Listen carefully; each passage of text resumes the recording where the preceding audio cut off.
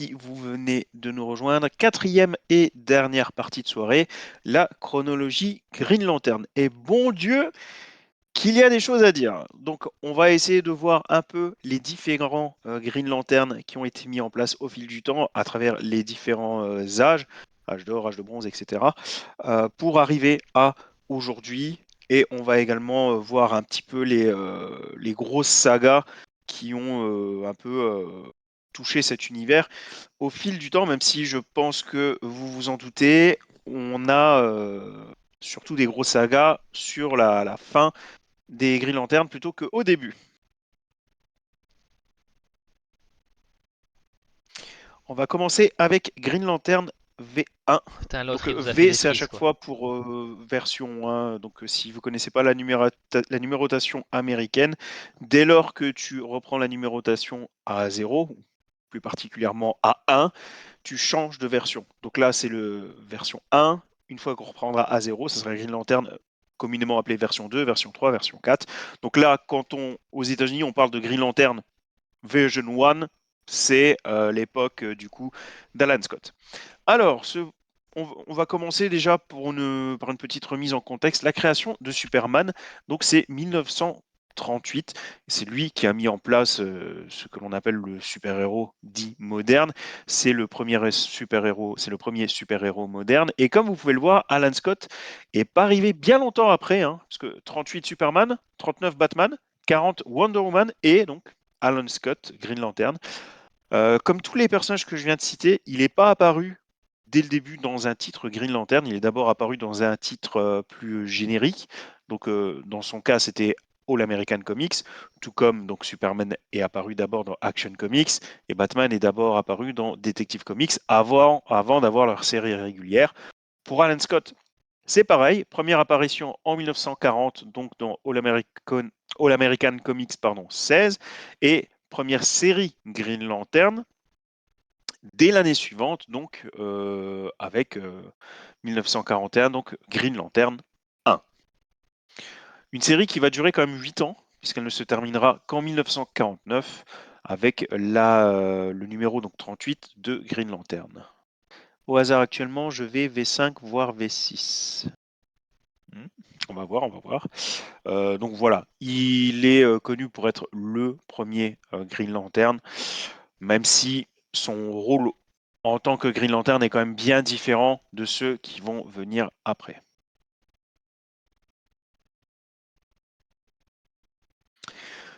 Le deuxième Green Lantern, donc Green Lantern V2, comme je vous l'ai dit, c'est Hal Jordan qui est le Green Lantern de l'âge d'argent. Et comme notre bon vieux Superman, c'est notre super-héros encore actuel. Donc c'est-à-dire qu'aujourd'hui, le Green Lantern, souvent par défaut, c'est pas systématique, mais le plus souvent, celui qui est le plus utilisé, celui qui est le plus connu, c'est Hal Jordan, donc le Green Lantern de l'âge d'argent, tout comme Superman. Le Superman actuel, c'est celui d'âge d'argent. Ce n'est pas celui d'âge d'or qui était avant, et ce n'est pas non plus celui qu'on a vu 30 secondes lors du New 52. Hal Jordan, donc dans son cas précis, donc lui, il a été créé en 1959 à travers Showcase 22, un numéro qui va mettre un autre personnage extrêmement important de l'univers des Green Lantern en avant, donc qui est le personnage de Carol Ferris. Et comme pour la première fois, Green Lantern va avoir droit à une deuxième série dès l'année suivante, donc en 1960. Encore l'année d'après, on a l'ennemi juré de Green Lantern, donc Sinestro, qui est créé à travers Green Lantern 7. Mais attention, donc Green Lantern 7 V2, donc n'oubliez pas, c'est important. Parce que si on dit Green Lantern 7, on peut dire qu'il est apparu très tôt au niveau de l'univers des Green Lantern. Alors, certes, il est apparu tôt, mais par contre, c'est pas si tôt que ça, puisque pour rappel, donc Green Lantern, première série en 1941. Et finalement, donc lui, il est apparu en 1961. Donc 20 ans après, on est loin du Joker, par exemple, qui est apparu dès Batman 1. Voilà, il faut quand même remettre dans un petit contexte. Personnage très ancien, oui, mais qui n'est pas apparu non plus comme ça, quoi, on va dire. L'année d'après, création de Star Sapphire, donc dans Green Lantern 16. Donc, vous l'avez compris, hein, Carol Ferris a été créé dès 1959. Par contre, Star Sapphire, ça, il va falloir attendre un peu. C'était en 62. 68, un personnage qu'on va voir dans Superman, donc qui est Guy Garner, donc qui a été créé dans Green Lantern 59, que vous pouvez voir ici. Bon, Guy Garner qui est souvent quand même extrêmement apprécié des lecteurs de Green Lantern, tout simplement parce qu'il est souvent considéré comme étant celui qui a le plus de caractère en fait. Donc, c'est pas une règle d'or, mais souvent c'est celui qui est le plus apprécié ou au moins celui qui est le plus apprécié après Hal Jordan, ce qui n'est pas rien puisque Guy Garner n'a absolument pas le nombre d'apparitions que possède Hal Jordan dans les comics. De 1970 à 1972, on va avoir un run extrêmement connu. On va avoir un team-up en fait entre Green Lantern et Green Arrow, donc écrit par Dennis O'Neil et dessiné par Neil Adams. Je pense que tu en as entendu parler, Martin, non? Oui, ben oui, en plus c'est assez particulier hein, parce que c'était vraiment limite enfin un titre un peu road trip où on allait un petit peu parler des sujets sociétaux plus que cosmiques quoi. Absolument, absolument. Là, pour le coup, le côté police galactique, tu l'oublies totalement. C'est un run cultissime où on va vraiment dans les rues de notre bonne vieille planète Terre et où tu as vraiment des faits de société. En fait, tu as vraiment une étude de la société à travers ce run qui est considéré comme mythique. Ah, même Matt dit qu'il est très très bon. Alors, si Matt le dit, Ah, il non, a pas tort, il a c'est pas tort. vraiment c'est vraiment un gros incontournable euh, de l'univers des comics. J'allais dire de l'univers Green Lantern, c'est difficile de dire ça parce qu'il n'est pas vraiment représentatif de l'univers des Green Lantern, c'est un fait. Non. Par contre, c'est un run très connu des comics au sens large, ça c'est plutôt évident. Et aujourd'hui encore, l'équipe Green Lantern Green Arrow, alors qu'elle n'existe plus depuis très longtemps, hein, on parle d'une série qui date des années 70, même si je vais en parler tout à l'heure, elle reviendra plus tard. Ça fait un moment qu'elle est plus présente, hein, et pourtant, voilà, on sait que Green Lantern et Green Arrow ont fait. C'est clairement pas pour rien.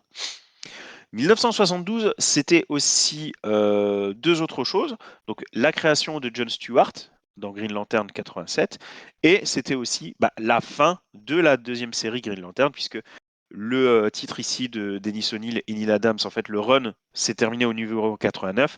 Ce n'était pas pour passer le relais, c'était pour la fin tout simplement de cette deuxième version.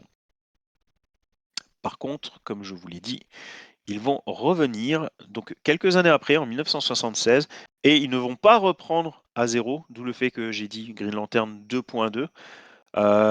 Et ils vont de nouveau mettre en scène le Green Lantern avec Green Arrow. Ils vont faire ça encore durant quelques mois, puisqu'en 1978, cette fois, on aura Green Lantern qui sera de retour en solo. Toujours pas de remise à zéro.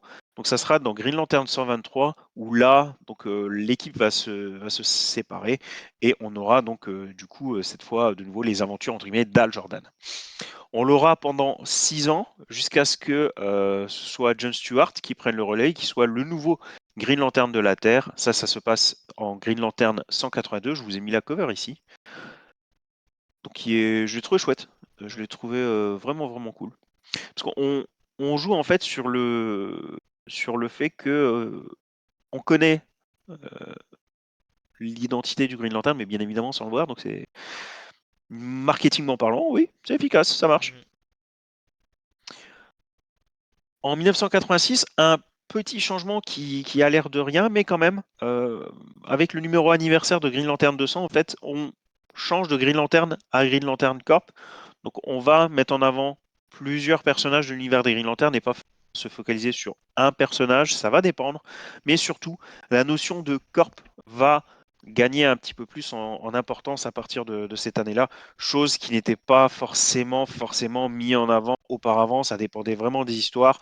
Avant, tu avais, on va dire, le Green Lantern de la Terre et basta. Là, la notion de corp commence à prendre un peu plus d'importance et par la suite, elle sera, j'irais même jusqu'à dire, fondamentale. 1988, je suis né, une belle année bien sûr.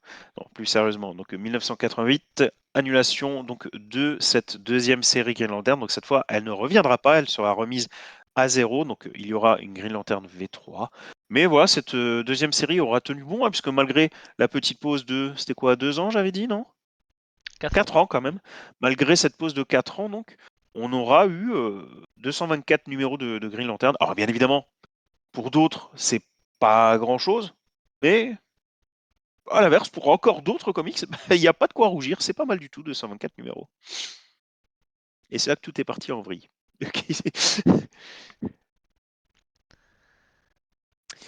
Green Lantern V3, c'est là que commencent tout doucement les choses sérieuses. Alors, dans un sens, c'est là que c'est parti en sucette. C'est vrai. Mm. Déjà, en 1990, on repart encore une fois à zéro, enfin à 1, donc à Green Lantern 1, et cette fois, on met en scène le retour de Hal Jordan.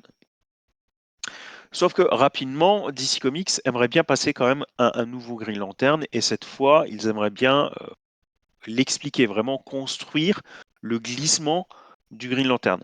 Donc par rapport à ça, en fait, ils vont rebondir avec la mort de Superman. Donc la mort de Superman, c'est un événement extrêmement connu durant lequel, sans surprise, Superman meurt, mais dans la suite, donc qui est le règne des Supermen et qui explique donc le fait que Superman soit de retour. Nous assistons également à la destruction de Cos City, orchestrée par Mongul et Cyborg Superman, et plus précisément Mongul, et le pétage de plomb et le commencement de la descente aux enfers de Hal Jordan. Puisque bien évidemment, si Hal Jordan pète un plomb, devient méchant, fait des conneries, il perd son statut de Green Lantern et donc la place est libre pour un autre Green Lantern. Ça bosse dur du côté de DC Comics. Donc voilà, vous allez avoir par rapport à ça Emerald Twilight qui va se déclencher en 1994. Donc suite à la destruction de Coast City, on parle d'une vraie destruction. C'est vraiment, c'est devenu le désert du Nevada le truc. Il n'y a vraiment plus rien. Et on parle de Coast City. C'est vraiment sa ville, à l'instar de Gotham City pour Batman ou Metropolis pour Superman. C'est vraiment sa ville. C'est extrêmement important dans le cœur de Hal Jordan. Il faut garder ça en tête. Donc lorsque la ville est rasée, c'est l'équivalent à Metropolis qui serait détruite pour Superman. On en est là. On en est là. Donc par rapport à ça, en fait, ce que Hal Jordan va essayer de faire, c'est utiliser le pouvoir de l'anneau pour reconstruire Coast City. Sauf que, bien évidemment, ça ne plaît pas aux gardiens de l'univers, puisque de leur point de vue, l'anneau, la puissance de l'anneau doit être utilisée pour le bien, certes, mais surtout pour autrui. Ça doit être utilisé de manière désintéressée. C'est une police intergalactique, les Green Lanterns. Ça veut dire ce que ça veut dire.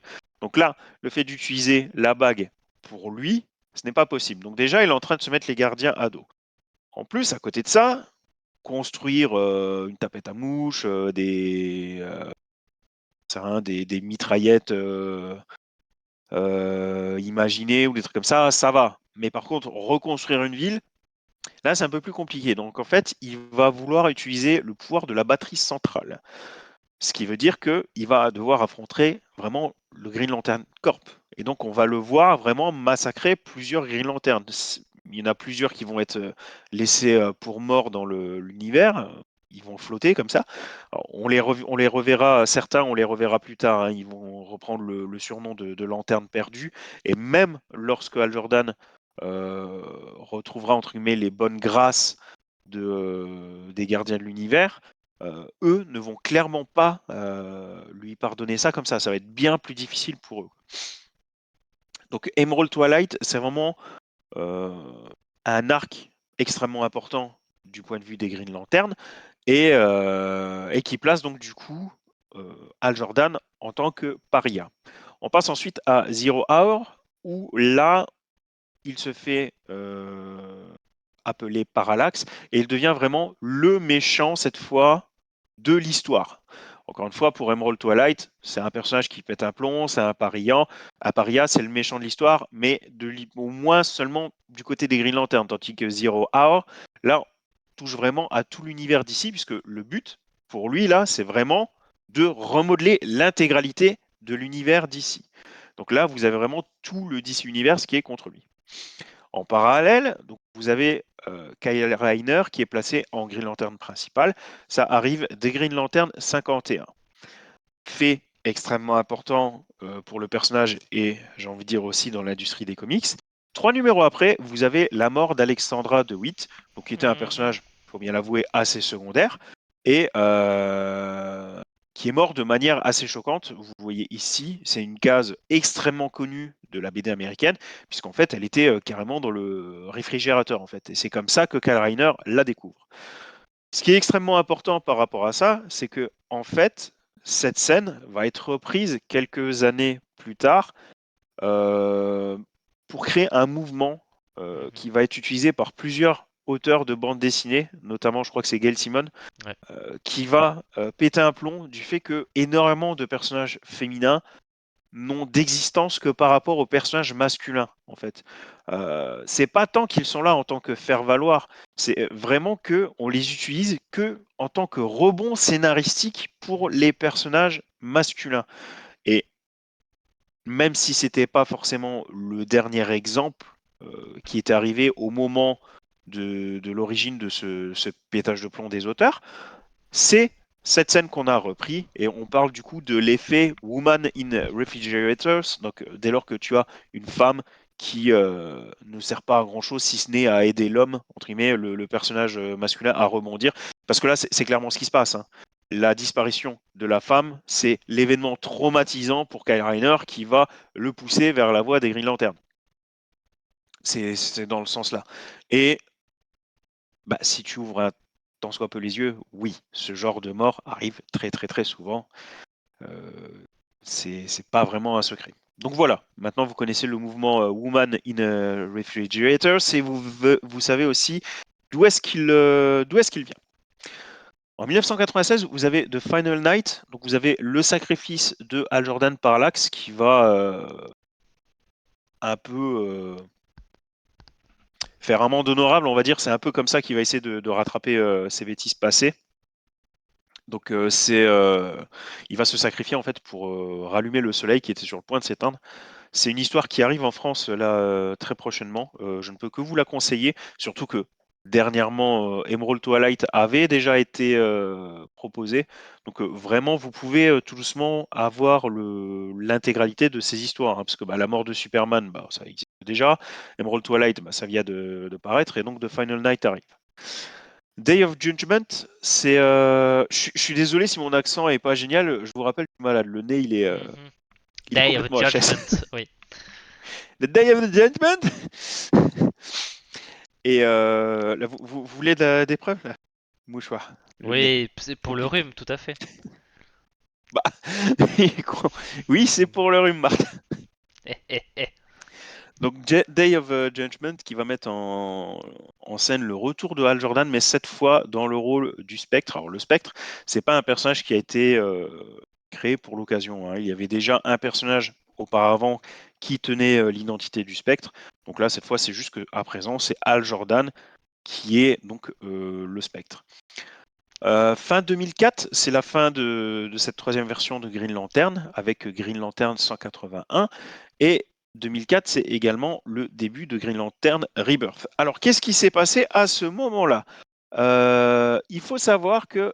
Ah, t'as envie de lire du Green Lantern? Ah bah je suis content, Mac. Qu'est-ce qui t'a plu? N'hésite pas à me dire s'il y a un point précis qui t'a intéressé ou si le tout... Je suis curieux.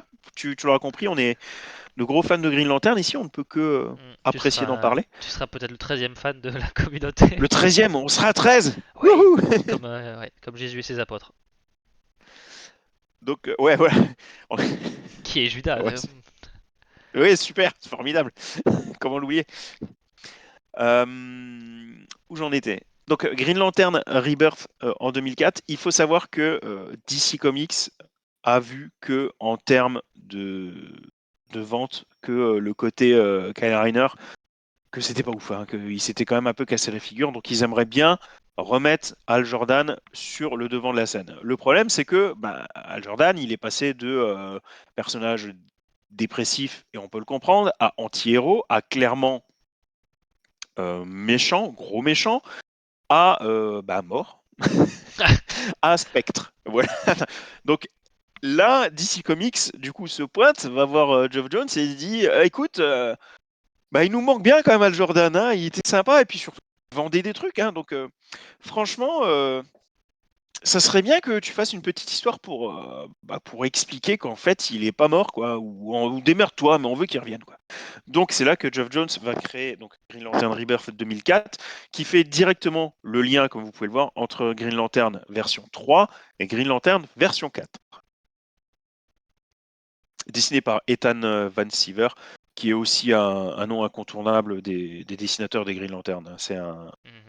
un dessinateur sur cet univers que j'apprécie beaucoup, beaucoup. 2004, donc Green Lantern Rebirth, et dès l'année suivante, donc le Green Lantern version 4, qui est donc du coup l'époque qui a fait que C'est un banger cette époque, hein. Martin et moi, on est tombés amoureux de cet univers, hein, Mhm. d'où Radio Coast City, je pense que vous avez compris le principe. Mais tout ce qu'il y avait avant, dès que ça a été paru en VF, j'ai sauté dessus aussi, hein, c'était vraiment très très très très bon. Mhm. Bah, Je sais même pas si je peux vous montrer vite fait un peu. euh, Ça a de la gueule après dans la bibliothèque, hein, tout doucement. ouais, bah Ah bah non, il faut que je prenne le Mac. j'ai encore mes Blackest Night, moi, sur mon Ah bah moi étagère. aussi, hein. Ouais, J'ai, je vais débrancher vite fait et après je vais. Ah non, je peux pas. Si, celui-là mais je non, mais peux. Attendez sinon tu, voir. tu vas les chercher, sinon moi je meuble. Hop là. Ah bah il fait des choses, il me dit pas. Ah, il nous montre son étagère, Est-ce ah oui qu'on voit d'accord. bien? Je vois pas moi. Oui oui, on voit ta bibliothèque. Ah oui, il y a beaucoup de verres. Bah il y a beaucoup d'air et puis bah, comme vous pouvez le voir, j'ai pas exagéré. Ici il y a celui que même s'il n'est pas sorti à Ah ouais, l'époque la cover elle est stylée. où j'ai apprécié les Green Lanterns, ça c'est vraiment un incontournable. Hop là. Donc Green Lantern, c'est la vie. Oui. Mais c'est vrai que là oui, la V4, que des bangers, hein. Tu vois la liste, Ah oui. Ah c'est oui, ah beau. oui. C'est les émotions. Après, rejoindre notre secte, qu'est-ce que vous pouvez gagner? Des bonnes histoires. Vous pouvez lire de Des bonnes bonnes histoires et histoires. pour une cotisation juste de 200 € par mois, hein. Ah ouais, à chacun. Franchement, c'est donné, hein. Et vous avez un Chacun. bon, ouais, il y a un bon film aussi. Ah oui, youhou. Aïe aïe aïe. Donc reprenons, pardon. Donc Green Lantern V4, donc ça commence avec des histoires où il va reprendre pas mal d'anciens personnages, notamment Hector Hammond, voilà, ou même Black Hand à ce moment-là il apparaît si je me trompe pas. Mhm. Donc tu vas avoir un peu un côté à la comment il s'appelle?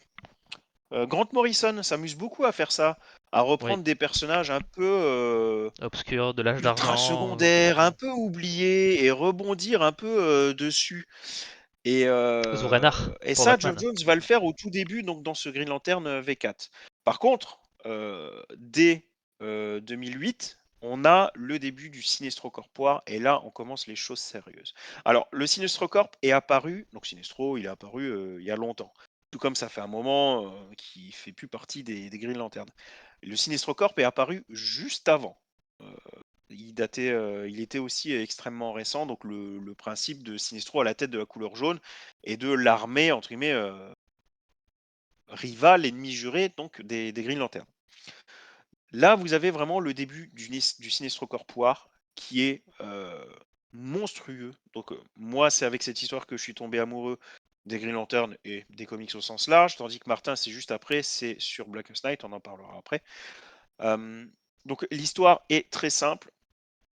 C'est Sinestro, accompagné de son armée, de, je crois bien, 4 lieutenants, mais la gueule des lieutenants, hein. C'est Cyborg Superman, c'est Superman Prime, c'est Amonsour, c'est L'anti-monitor. l'Anti-Monitor, enfin c'est des chaque lieutenant, il faut tout le DC Universe pour l'arrêter, quoi. Donc je vous donne une idée du niveau, quoi.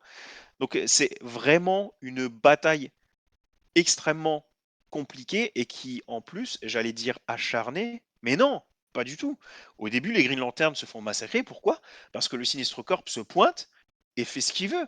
Tandis que le Green Lantern Corp a ses règles. Il n'a pas le droit de tuer, ils doivent.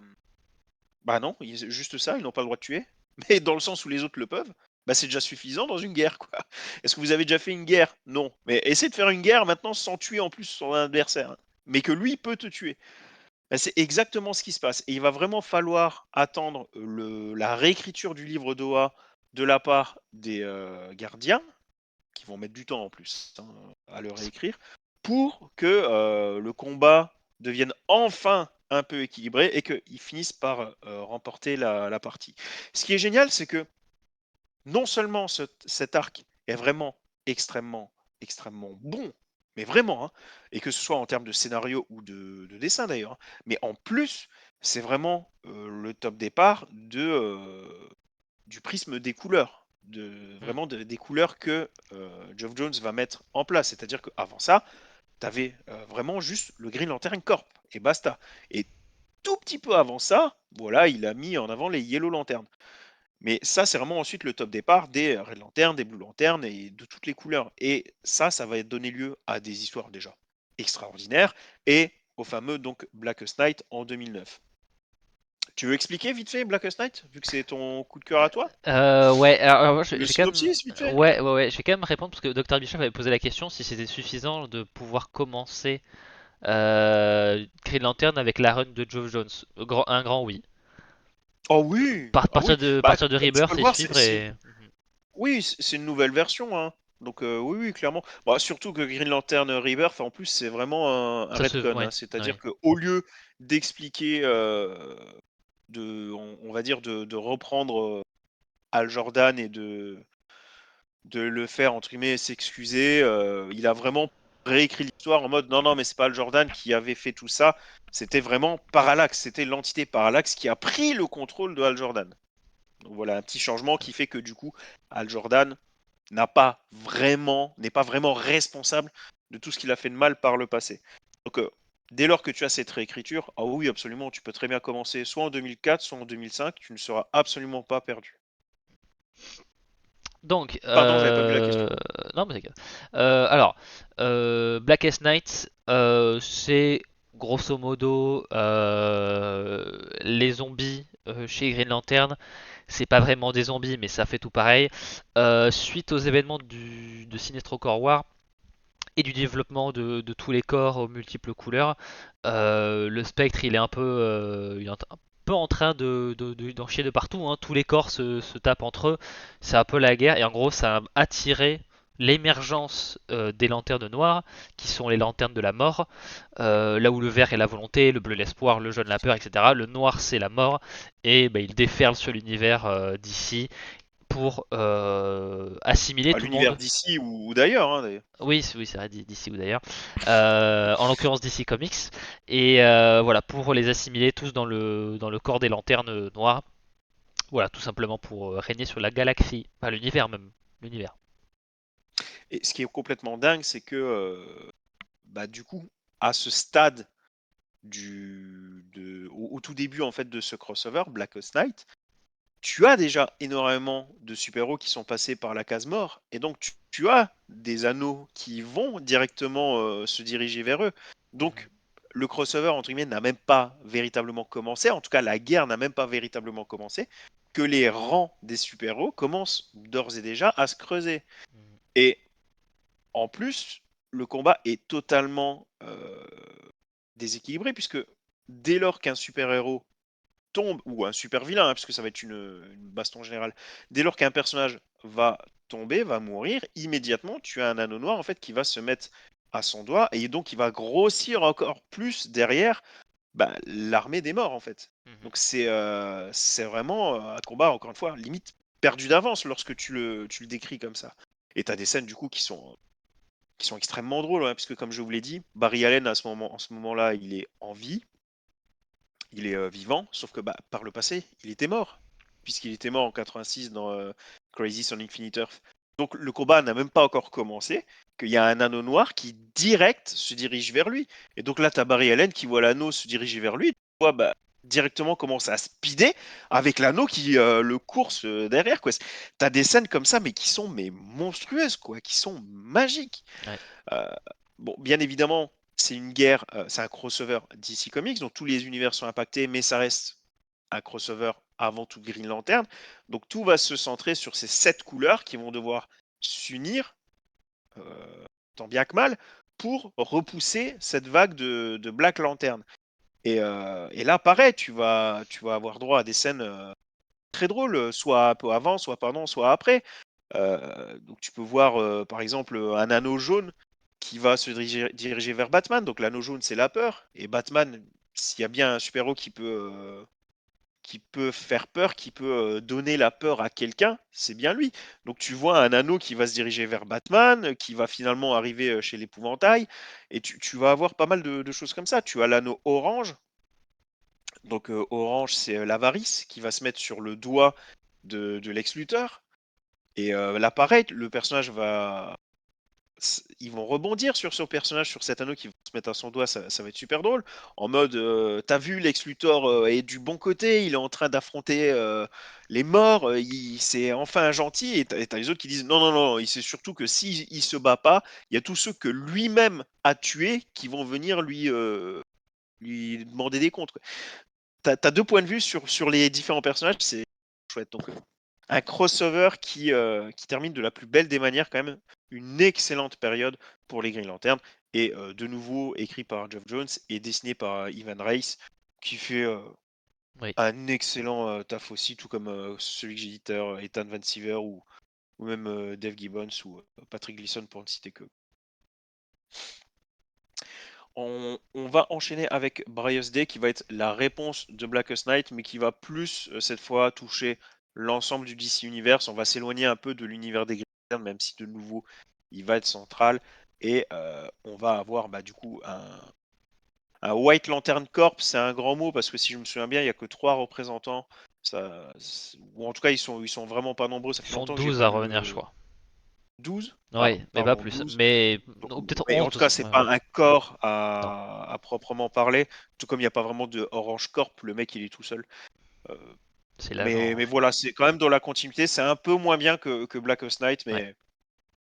mais ça reste, Ça va. ça reste, ça reste bon.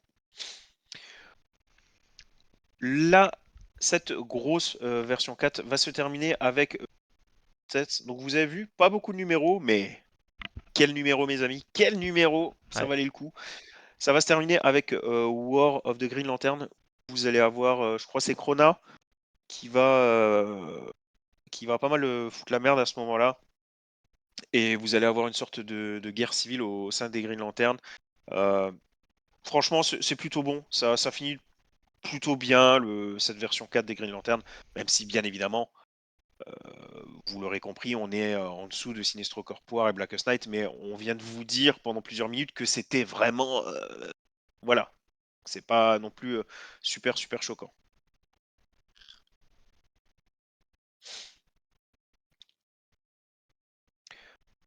On passe à Green Lantern V5 ou Green Lantern New 52 et à peu de choses près, à quelques aussi, comment dire, incohérences, comme l'a souligné, je crois que c'était Matt un peu plus haut. Pourquoi? Parce que New 52, techniquement, c'était vraiment un reboot.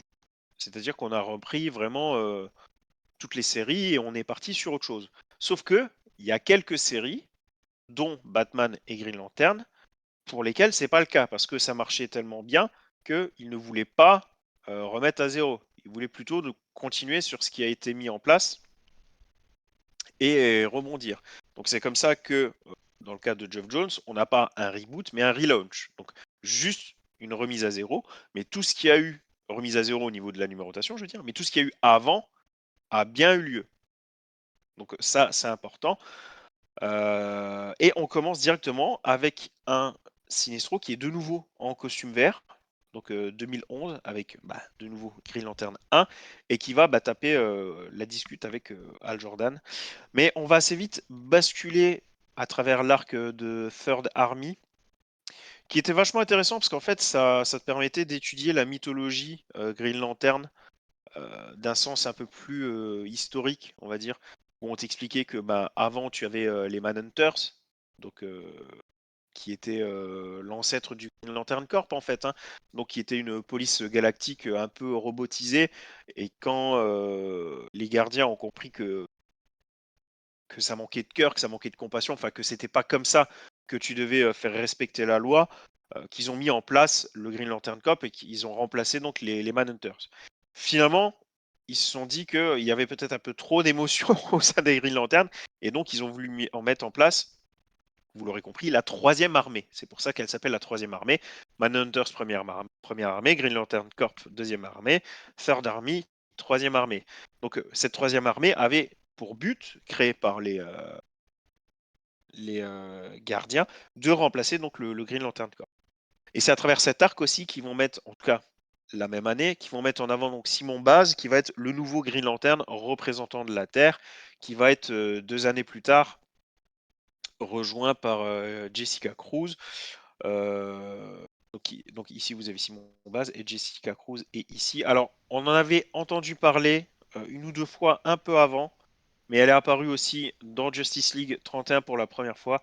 Et bien sûr après, elle aura son moment de gloire dans le titre principal Green Lantern. Je reviens un tout petit peu en arrière. 2013, c'est la fin du run de Geoff Jones avec Green Lantern 20. Donc il ne termine pas cette V5, mais bon, on parle d'un run de 9 ans quand même, d'un run pardon de 9 ans. Franchement, c'est pas rien. C'est pas mal du tout pour un scénariste. Alors, tu as toujours des contre-exemples. Il me semble que Chris Claremont, il a fait des décennies sur X-Men, si je me trompe Ouais. pas. Quand tu compares, oui, il a fait moins à Geoff Jones, mais non, franchement, 9 ans, c'est plus qu'impressionnant. Et encore, si je me souviens bien, c'est même pas que genre il fallait le remplacer parce que c'était mauvais. C'est juste que le pauvre, il commençait à être sur 50 séries. Je suis presque sûr que c'est pour ça qu'il était plus là-dessus. 2016-2018, on va avoir droit à ce qu'on appelle communément le DC Rebirth, qui va se diviser en fait en 2 séries principales. Vous allez avoir Green Lantern, donc qui va mettre en avant les 2 derniers Green Lantern en date, donc qui sont Simon Baz et Jessica Cruz, et la série Al Jordan et de Green Lantern Corp, qui va mettre en avant tous les autres Green Lantern à peu de choses près. Donc ça va durer 2 ans, de 2016 à 2018.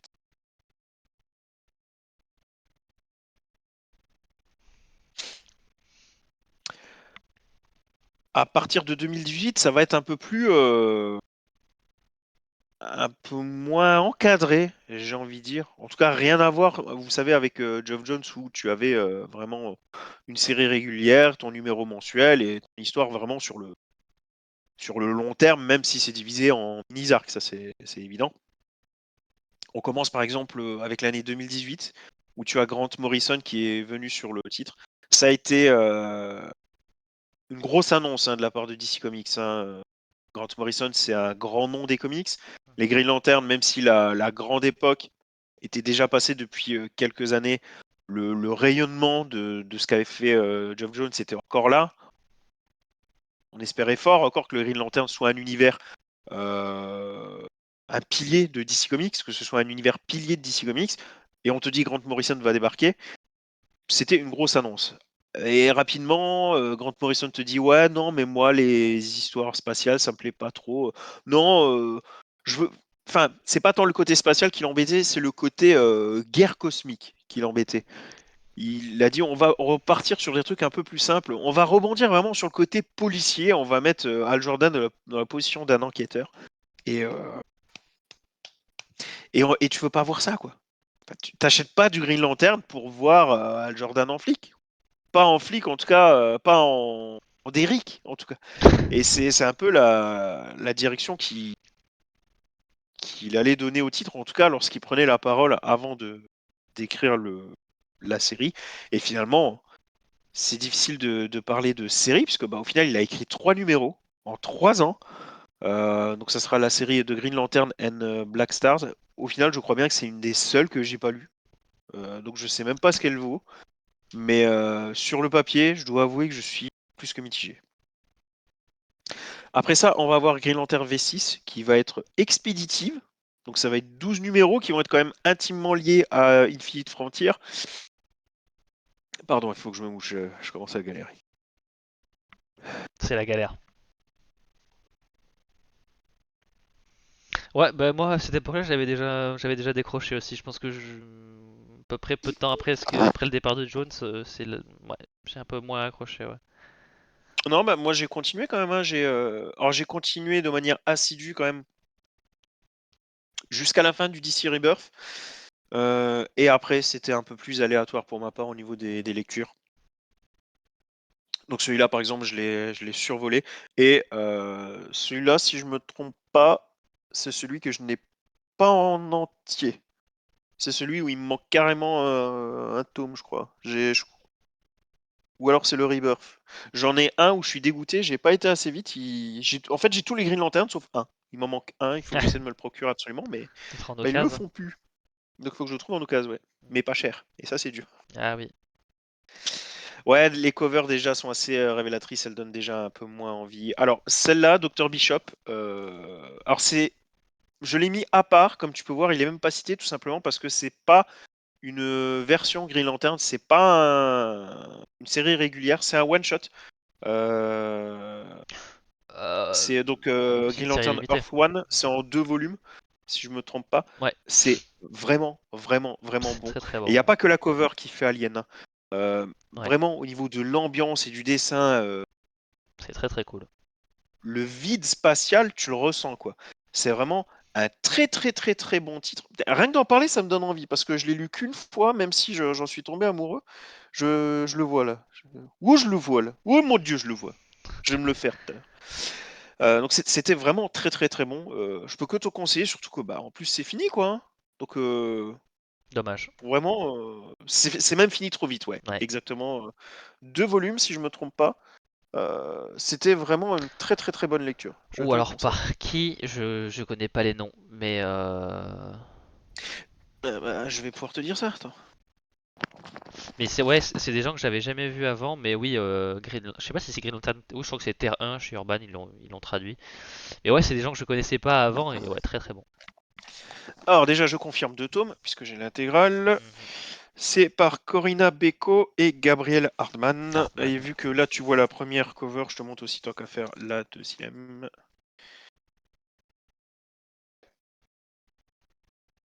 c'est beau. Ah, c'est super beau. Et est-ce que j'arrive à te montrer un peu ce dont je t'ai parlé tout à l'heure, le côté un Le peu vide spatial? ah oui. Ah oui, l'espace est genre d'un noir tellement profond, c'est beau. Bah, je me souviens de plusieurs planches où tu vois le personnage et puis tu vois derrière. Bah la planche, enfin moi j'aime beaucoup la planche où il pète le Manhunter, mais au tout début.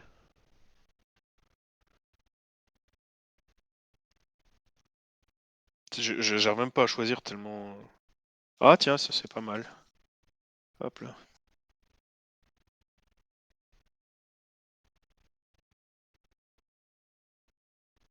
Et c'est vrai que je te parlais beaucoup de l'espace, mais même au niveau des visages, y a rien à dire. C'est du très bon. Ce sont des traits quand même vachement, vachement réalistes, hein, Ouais. pour le coup. Mhm. J'aime beaucoup. Et puis il y a écrit tome 3 apparaître, mais si je me trompe pas, Non, même aux non. États-Unis, il n'y a pas eu de tome 3, Non, hein. non, C'est ça, hein? ouais, non, non, on s'est fait avoir. Ouais, ouais, ouais, ça s'est arrêté en cours de route, je crois bien. J'irai vérifier, mais il me semble que la dernière fois qu'on en avait parlé, j'avais déjà vérifié et j'avais dit non, non, que c'était fini en 2 tomes. Mais Mhm. sait-on jamais? Je vérifierai. En tout cas, même en 2 tomes, c'est très bon. Surtout que bon, là, encore une fois, on est dans une période un peu creuse, hein, c'est vraiment moins bon à ce moment-là. Donc ici pour la V6, ce qui est quand même important de noter, c'est qu'on remet en avant Jon Stewart. Ça faisait quand même longtemps. Enfin, ça fait pas longtemps qu'on n'avait pas vu Jon Stewart, mais ça faisait longtemps que c'était plus le entre guillemets le numéro un des Green Lantern. Donc là, on l'a remis en avant. C'était plutôt cool avec Joe Mulane et Kelly Quintela en backup, donc, qui sont qui étaient des personnages quand même très récents, qui étaient les 2 derniers Green Lantern de la Terre en date. Donc c'était voilà, c'était en 12 numéros et comme j'ai dit, c'était quand même intimement lié à Infinite Frontier. Et depuis 2023, on a quand même plusieurs éléments qui se sont mis en place. Alors déjà, depuis 2023, c'est la version 7 de Green Lantern. On y est toujours à l'heure actuelle.